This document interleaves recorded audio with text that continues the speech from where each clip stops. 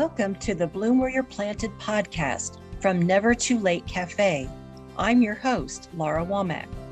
Each week we sit down for a chat with someone just like you, someone who had an idea, a passion, a dream, or sometimes just a thought, and planted that seed, watched it grow into something they wanted to share with the world. If you have an idea for a topic or someone that would be a guest for the Bloom Where You're Planted podcast, feel free to reach out to us on Facebook, where you can join our Never Too Late Cafe Facebook group. We'd love to hear from you. And today I have a very special guest with me, and that is Shelly West. Hi, Shelly. Hello, hello. So excited to be here, Laura. Thank you for inviting me. Great. Well, you're a multi-talented individual, a creative. So let's start with where you currently live. I am in Milford, Ohio. It's a little spot outside of Cincinnati, and I live on a tiny rural road that just feels great. I'm in the woods, trees, birds, bushes, rabbits, deer, all of that. Oh, wonderful. But that's not where you're from originally, correct? That's right. I'm originally from northern Michigan at the top of the mitten, where the water is clear, the air is clear, and the people are really friendly. So you say that's Upper Peninsula? It's in the top of the mitten, which is in the northern lower peninsula of Michigan. Oh, okay. So Petoskey. Yep, near there. Mm-hmm. Oh, okay. Yes, I've been there. Little town of Bel Air is where I'm originally from. Went to high school there and graduated there. Oh, okay. So I know that when I'll just as a sort of an intro, we met at a Wood Songs, and I know that you did some artwork in addition to some other things, but tell us a little bit about your art. Sure. I've been doing art as long as I can remember. I remember some of the first work that I did was my parents bought me this cute little toy box that had a chalkboard on the front of it to close it up. And I remember how exciting it was to do something beautiful on that. And I wasn't required to do anything fantastic. So I had freedom to just express myself because it was easily erasable and nobody cared. So that's what I remember as some of my earliest artwork is doing that and then bringing my brothers and my mom and dad in to look at it and show them how proud I was of what I had just done. And that was fun for me. So that was really the beginning of what I remember in artwork. So what medium do you currently do? Currently, I'm dabbling in watercolors and I enjoy acrylics. Acrylics are much easier for me. Having started in high school, I did oil painting. Enjoyed that immensely, and I loved the flow of the oil paints. And then I didn't really do much art for the next 30 some years. Wow. You know, life gets in the way. You have a career, you have children, now grandchildren. And now I'm in a place where I have a dedicated room that I can put my art stuff in and let it sit and do things with. And so I'm getting back into it and mostly playing with watercolors, enjoying acrylics, and I do mostly nature paintings when I work. Yeah. Now, if I recall, you had an art exhibit this past year. I did. It was really exciting for me. The local college art department had a showing where they invited people from the college, the art college, who had works, and they put them in the display and in the gallery. And some friends and I are part of a watercolor guild here in Milford, in Loveland, Ohio. And we were invited to bring some of our work in as well. So I put a couple of pieces in there and sold my very first painting, the first thing I've ever sold, this last summer. And that was exciting. Wonderful.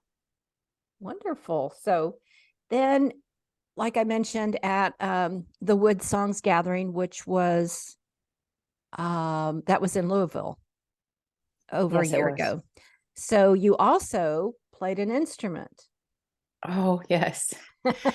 Oh yes, I almost forgot about that. That was so cool. Michael Jonathan invited me to play my Irish flute while he was doing his new piece.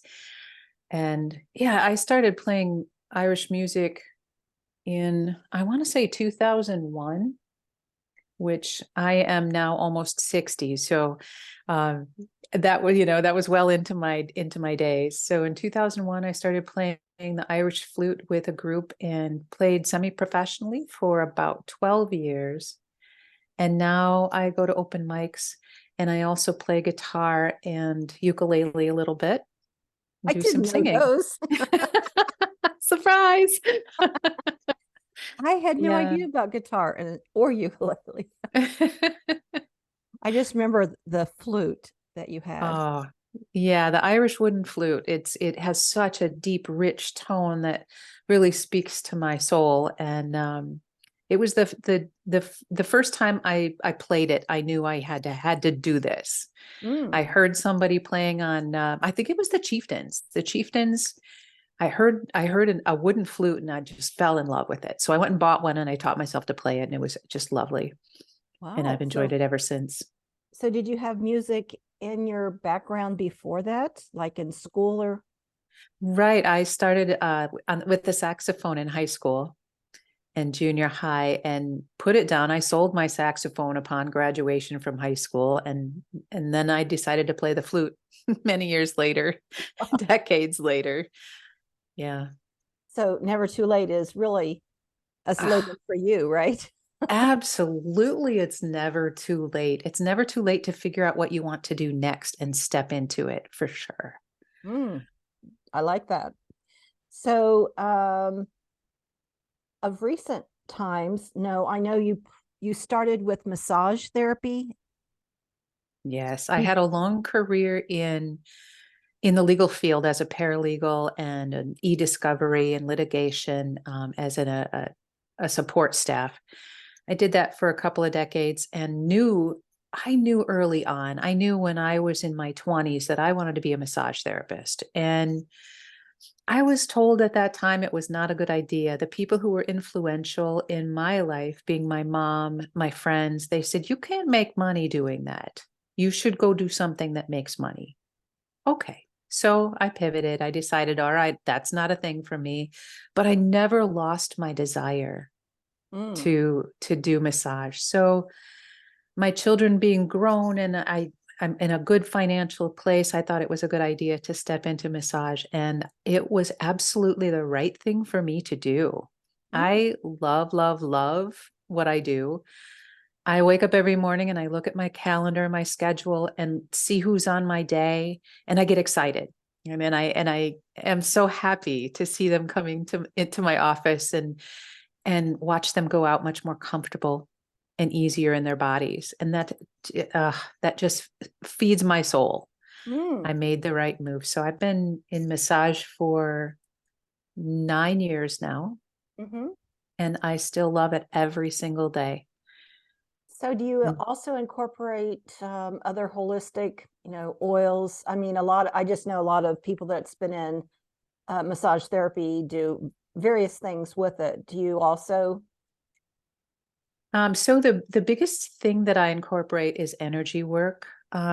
If you've heard of Reiki or healing touch, those kinds of things, Mm-hmm, I'm not I'm not properly trained in them, but it is definitely part of my makeup. It's who I am at my core, mm-hmm, and helping the body's energies move is, I think, part of what makes me successful as a massage therapist. There's more than just pushing on muscles.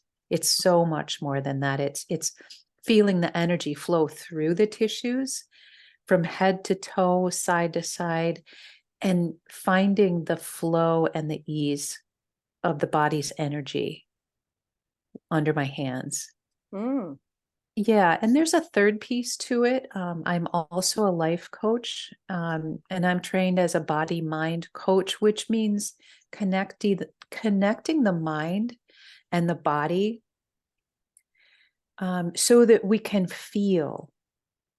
So many times when we are going through the day, maybe your shoulder hurts or your hip hurts, and you ignore it. You just block it out and you keep going and you punch through and get everything done that is on your task list or one of the things on your task list. So just keep going and ignoring the pain. And after months, years, decades of ignoring the pain, we come completely disconnected from our bodies. And we just live in our minds. And that is not where holistic health lives. And so in my body mind coaching program, sometimes I incorporate that into the massage, and sometimes the massage comes into that. I have offers that connect both, but also just using the body and connecting to the mind and getting out of your head and feeling what your body really feels. Mm-hmm. I help guide people through that and into understanding who they are in the world and how they feel in the world and what feels right and what feels out of alignment with who they really are, and help them get back to it. And that can put ease in the body, ease in the mind, ease in the soul. It puts everything together. And so that is another thing that I've been doing in the holistic realm. So, from what I understand from life coaching, it also pertains to maybe helping people, guide them in making life decisions. Or is yours that way? Well, sounds like Yes. what feels right. Yes, and absolutely. I'm doing a program right now where I am doing lunch and learns in corporate facilities and in schools with the staff, where I go in and I talk about boundaries. And that's where I'm working right now. And so people don't really understand what boundaries are. They know they're supposed to have them, and they know that they could feel it in their body and they can feel it in their mind when they're running into the wall of somebody else telling them how they're to feel and who they're to be and what their decisions are to be. And I help people understand how to build their boundaries, how to figure out what they want to put in place and when to slide around it, by understanding their priorities and their true values, putting those two pieces together to make day-to-day decisions as to what they're going to do, what they're going to allow, who they're going to allow near them and in their world. And once we step into our boundaries and understand how we want to live, not how we should live or not how somebody else expects us to live, but how we want to live, then we can step forward and make true decisions that build our lives going forward into something beautiful and something that we intend to build and that we love. Building a life we love based on our boundaries is a beautiful walk. And I help people step through that and understand, when they're making decisions, where that takes them and where they can go with it, all the possibilities. That is very interesting, because having, in the past, I've had involvement with and worked in that realm a bit myself, but I know that a lot of it was, personality testing and things that I found wouldn't apply years later. I mean, it didn't get to my core. It was a standardized test or something based on, I was thinking, none of these make sense. At some level they do, and at some level they don't. And yours sounds like it goes much deeper into the realm of, well, your consciousness and your subconsciousness, possibly. Very true. Yes. When we understand where our decisions are coming from, either inside of us or outside of us, we can then make decisions going forward that serve us really well. Mm. And until we understand who we are, and that sounds huge and unattainable and scary, because nobody's ever guided us into that. When we can get to who we really are, we can create an intentional life moving forward. And I'm not saying it's easy. It's not always easy. I've had a few clients of late who are struggling in a marriage, and that is one of the basic core things is family. I had one couple, a man who came in, and he was not sure that he wanted to stay in his marriage. And I helped him understand who he was being, how he needed to make decisions for himself. And when I guided him through that, he realized how much he really wanted his marriage. And he worked hard to make that work. And then I have had another client who she was pretty sure she didn't want to be in the marriage.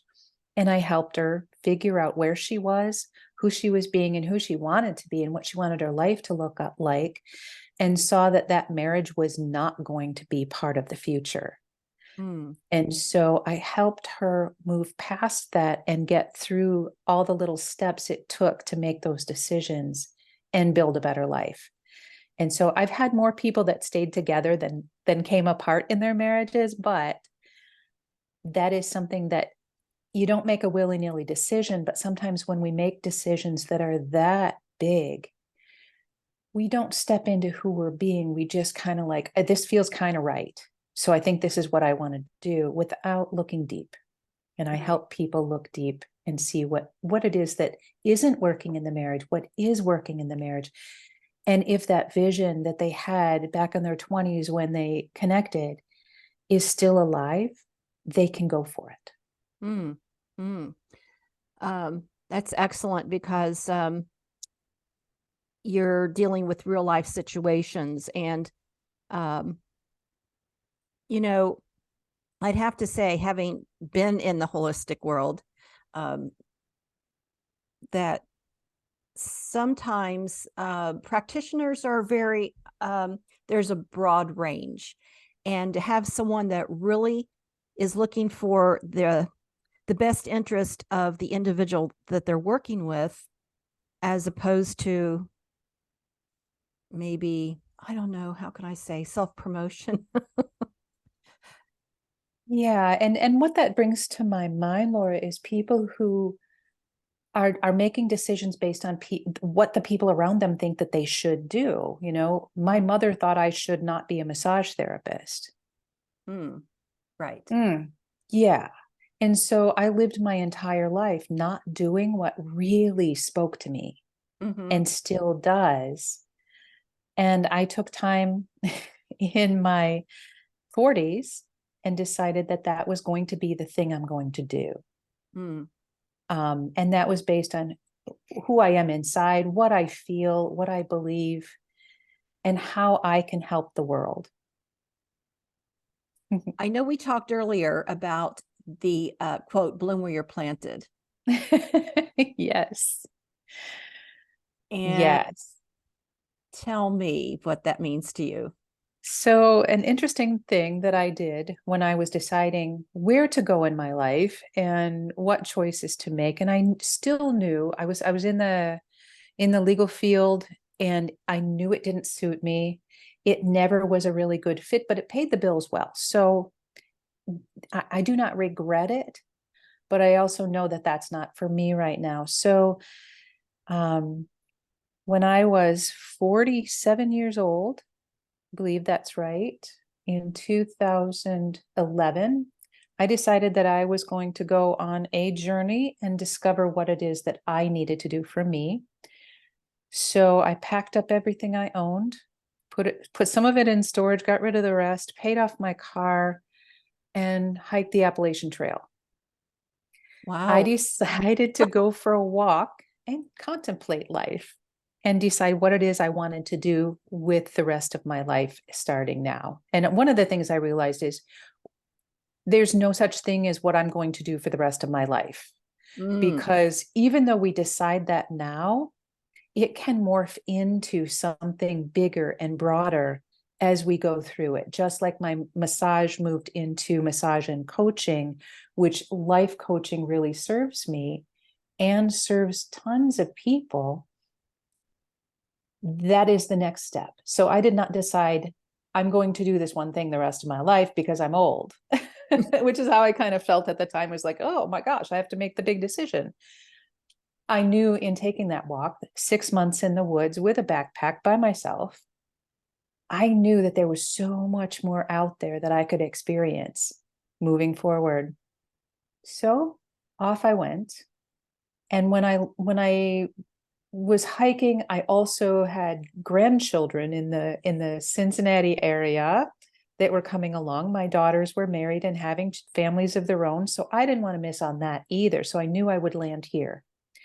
So bloom where you're planted is, no, I don't really want to be in the Cincinnati area. I wish I still lived in Michigan, and I would not want to be far away from my children and grandchildren. So here I am, thriving and blooming where circumstances took me. And I choose to be, wow, I choose to be beautiful here. That was hard to say. It was. It feels beautiful though. It feels really right. So yes, I choose to be beautiful here. I could tell. So, what advice would you give someone? Well, you made you did an about face, and I love the way that you've already woven a lot of words of wisdom right in there. But what additional words would you say to someone? I would definitely advise someone to take their walk. And that doesn't mean putting on a backpack and going for a 6-month walk. It does not mean that necessarily. It Forrest Gump. It might mean that, and it might mean picking up a membership at the nature center and going out in the woods once a week. It might mean that you take swimming lessons. It might mean that you just, go and learn to paint or learn to draw or learn to play an instrument, because the meditative piece of all of those is what gets you to where you want to be next. So take the walk. Take the walk. Take the internal walk, looking through yourself, through the eyes of your child, and take the walk. And if you need somebody to hold your hand when you do that, find that somebody that fits. It might be a best friend. It might be a life coach. It might be a counselor. It might be a music teacher. We don't know who it is until we know who it is. And we find that person, connect with them, and do your inner work. See what's next for you. So take the walk is my piece of advice, whatever that means to you. I like the way you said that if you don't have to necessarily have it like it just be one thing, like it can evolve to other things, because I think in society, sometimes that's the focus, what are you going to do? What are you going to do? And it can really paralyze people almost to think, well, I don't know. And I can see why you're successful at what you're doing. I really do. And I do want to say that we both were rushing in before we started this conversation, and you took us through a wonderful guided meditation, and definitely share that with the world in some way. Thank you. Because it was very helpful. And so what's next for you? I'm expanding my coaching and moving out into the world a little bit further. So right now, that is where I'm comfortable growing and building. Yeah, and in my future, next year, I intend to be selling art pieces. I have a gallery in mind here locally that I intend to be in 2024. So that is coming up for me. And that's really exciting. That's like a big stepping stone for me. Yeah, that's where I'm going next. Great. So when you're expanding outside of your area, are you meaning outside of the Cincinnati area or other realms of coaching? I'm expanding outside of the Cincinnati area. I'm starting with public speaking here locally, getting in front of groups so that I can help more people in the world find who they get to be and find who they love inside themselves. That's really big for me, to be able to help thousands of people, because if I help one person, it's not helping one person. If I help parents stay together with their children, I have helped both of the parents. I've helped all of their children, be it 2 or 3. I have helped their children's teachers. I have helped their children's teachers' spouses or significant others. It just goes on and on out into the world. We don't know who we're impacting, but I know that I'm impacting people in a beautiful, positive way. And that's really what I want to do in the world. Wonderful, wonderful. Well, as our time comes to a close, I just want to thank you for our connection and the fact that we met in the way that we did, and that I was like, I just definitely need to get Shelly on and talk to her. And we will definitely keep in touch as you bloom more. And I'd like to see what you're up to. And so we'll just definitely do that. So thank you. I want to say that I am truly grateful for knowing you, Laura. This is amazing. I feel a connection, and I really look forward to getting together with you more in the future. It's an honor to be here with you. So as our time comes to a close, remember to keep creating, keep sharing, and keep supporting each other. And remember to bloom where you're planted. Bye for now.